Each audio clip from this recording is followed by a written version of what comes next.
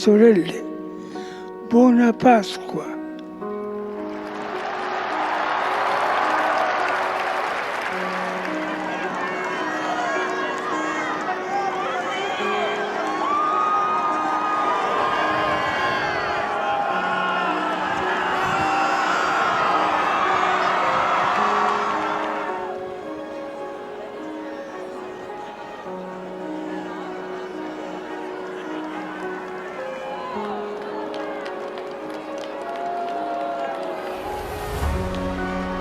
More prone to believe bishops than victims, which challenged his momentum and popularity. L'obiettivo della Chiesa sarà dunque quello di ascoltare, tutelare, proteggere e curare i minori abusati, sfruttati e dimenticati, ovunque essi siano. The thunder of the bells rang out across St. Peter's Square before sunrise. It wasn't a celebration. It was a farewell. Inside the Vatican's modest Casa Santa Marta, a silence hung in the air like incense, thick, sacred, and final. Pope Francis had taken his last breath at 7:35 a.m. Just yesterday, he smiled and blessed babies from his wheelchair. Now, Rome was in mourning. He wasn't supposed to be the one, an outsider, a Jesuit from Argentina. He didn't want the throne. He wanted the poor, the forgotten.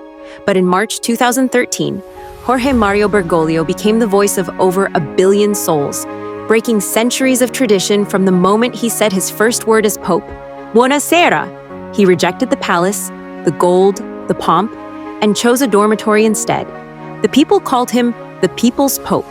But behind closed doors, he carried the weight of an institution gasping for relevance, battling internal rot and bleeding faith. He woke early, prayed before sunrise, and walked hallways lined with portraits of saints and sinners. He wasn't immune to the backlash. Conservatives called him dangerous, progressives called him disappointing, but every night he prayed for both. He kissed the disfigured, hugged the refugees, and washed the feet of prisoners. To some, that wasn't enough. To others, it was everything. This Easter, he appeared frail, but defiant. He rolled onto the balcony in his chair, greeted a sea of worshippers with, "Happy Easter." Someone is about to appear at that balcony. He has, of course, been very poorly. He spent 5 weeks in hospital, but here he is.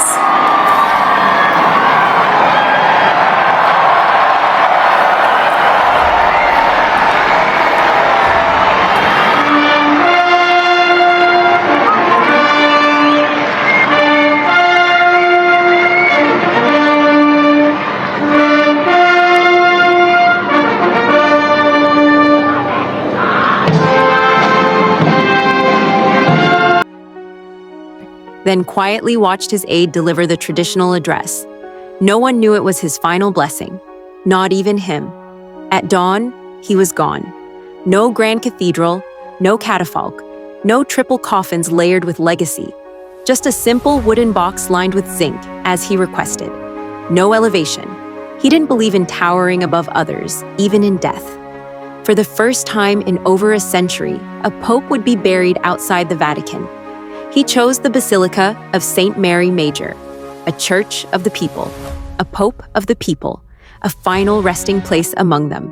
The Vatican's corridors are quieter now, but his echo is loud. In the favelas of Brazil, where he danced with children, in the camps of Myanmar, where he met Rohingya refugees, in prisons, hospitals, and alleys, where he bent lower so others could rise. The world has lost a man. But what he stood for, radical humility, fearless love, unshaken courage, still breathes in every forgotten corner he once touched. If this moves you, do something. Share this story. Speak to someone today with the compassion he modeled. Look beyond differences and see what he saw. One human family. Let his death not be an ending, but a spark. Because the gospel he lived by was never meant to stay behind cathedral walls. It was meant to be carried forward, in you. The Vatican hadn't woken yet. The bells hadn't rung, but something in the air had shifted. April 21st, 2025. Easter Monday, 7:35 a.m. The nurses stepped quietly out of the room at Casa Santa Marta. The monitor was flat. The silence was complete. Pope Francis was gone. Just 24 hours earlier, he had smiled weakly from a wheelchair on the balcony of St. Peter's Basilica. He waved to a sea of pilgrims, whispering, "Happy Easter." His aide read his message. He just watched. Quiet, tired, but present. He knew it was near. Maybe not the hour, but the feeling. For nearly 12 years, he had been the shepherd of over 1 billion souls. Now, the shepherd had laid down his staff. The news broke at 9:01 a.m. Cardinal Farrell stood before cameras, his voice trembling. At 7:35 this morning, the Bishop of Rome, Francis, has died. That's come from the Vatican. We just have that breaking news. Pope Francis has died. That's coming to us from the Vatican via the AFP news agency. We don't have any more details than that. This just reaching us here at BBC News in the last few minutes that Pope Francis has died. That confirmation coming through from the Vatican and coming to us via the AFP news agency. My colleague Rich Preston is with me here. Rich, just bring us up to date. Well, Lewis, as you say, this is just coming to us in the last few moments. A statement issued by Cardinal Farrell announcing with sorrow the death of Pope Francis with these words: "Dearest brothers and sisters, with deep sorrow, I must announce the death of our Holy Father Francis at 7:35 this morning. The Bishop of Rome, Francis, returned to the house of the Father. His entire life was dedicated to the service of the Lord and his church. He taught us to live the values of the gospel with fidelity, courage, and universal love, especially in favour of the poorest and most marginalised." returned to the house of the Father. Across Rome, the bells tolled. In Buenos Aires, the city of his birth, church doors flew open as candles were lit in silence. In Manila, crowds gathered before sunrise. In Mexico City, sobs echoed through the cathedral. In Nairobi, in Krakow, in Montreal, hearts clenched, even in silence. This wasn't just a pope.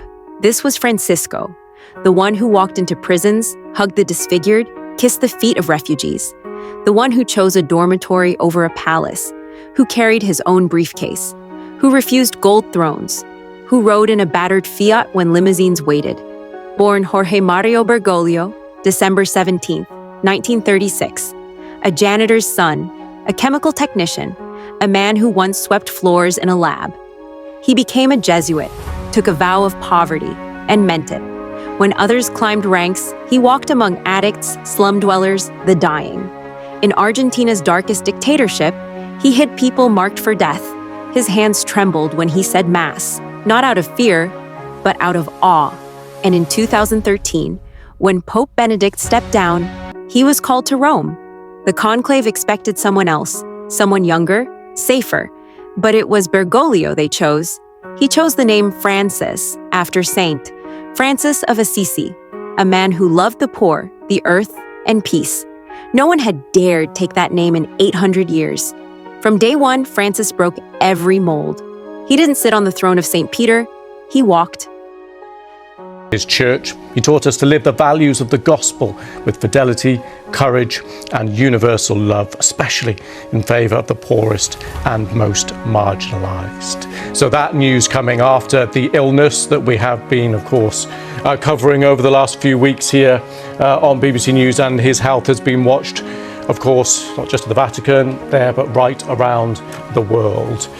His health seemed to be improving because we did have those recent appearances just in the last couple of days, all unexpected. There was never any promise of specific appearances that he would make, but then he has over the last few days, over this crucial Easter period, of course, for Catholics and Christians, has been making a couple of unannounced, unscheduled appearances.